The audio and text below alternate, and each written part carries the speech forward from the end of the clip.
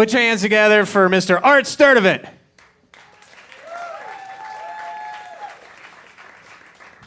Keep it going for Carrie.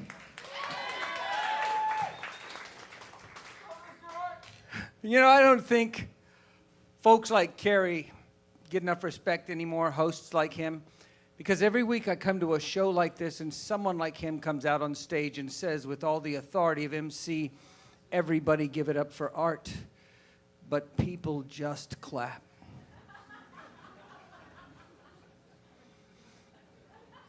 Nobody ever gives it up for Art. I'm not saying I could handle it if all of you gave it up for Art. God, I'd like to try.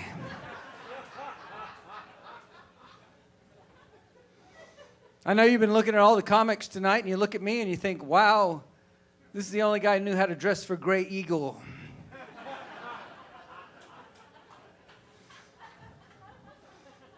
Actually, what happened is all the other comics and me, we went to comedy school together, and the sorting hat put me in Bob Newhart house.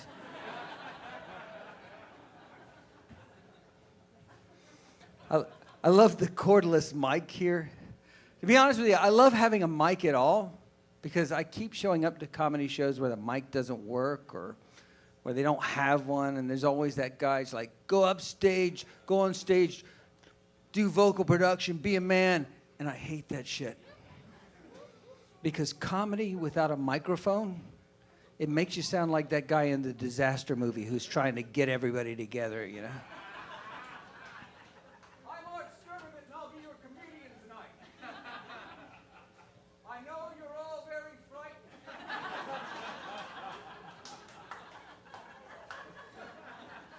Woo! Frankly, so am I. But I know if we all pull together, we'll get through this. With a microphone, you say things like, how many folks on Facebook? How many folks have kids? Without a mic, it's, I ask you, who among you has children?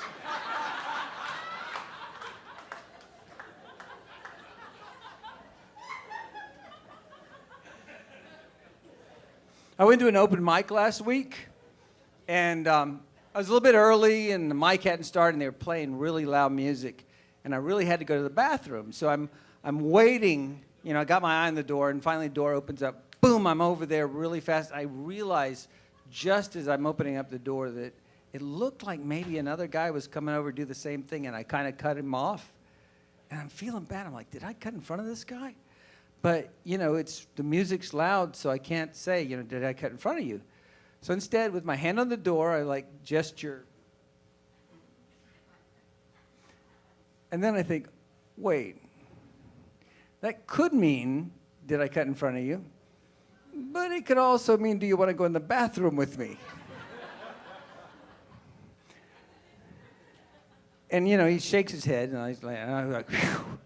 And then I thought, wait, does that mean I didn't cut in front of him? Or does that mean he didn't want to go in the bathroom with me? As near as I can figure, I'm irrevocably straight, but nobody likes to be rejected, right? So I bought one of those new cooling gel mattresses.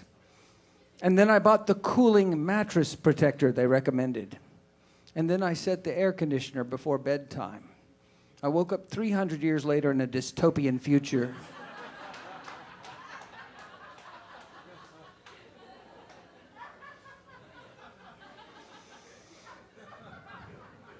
The hair on my chest makes me feel like a man. The hair on my back makes me feel like a bad man.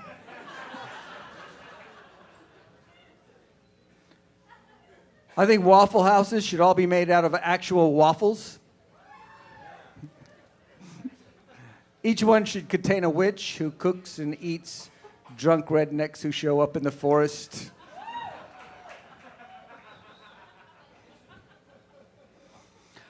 You always hear us comics, we're always talking ourselves down. We're talking about how we're not especially sexy people. We're not good at romance. We don't have great game. And I guess that's all true. But I have an edge. You see, I only do comedy at night.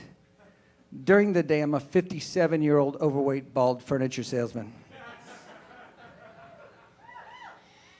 So line up, bitches.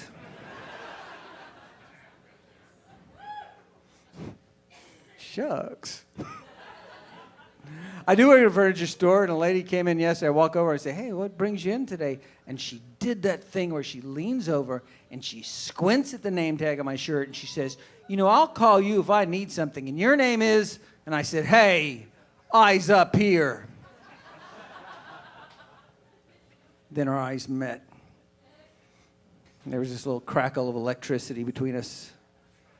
Hour and a half later, we woke up sweaty on the Sealy Posturepedic floor samples.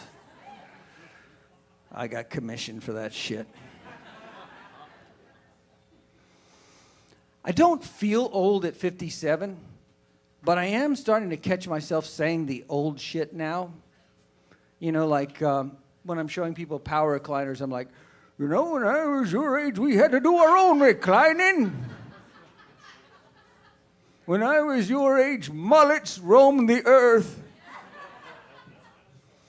Back in my day, if a woman mentioned a selfie stick, we all knew what she was talking about.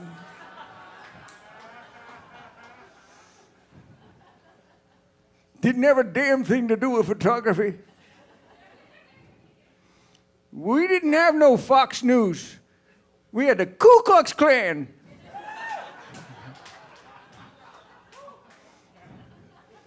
I started doing that voice when I was 20 years old. And it would kill because I was 20 years old.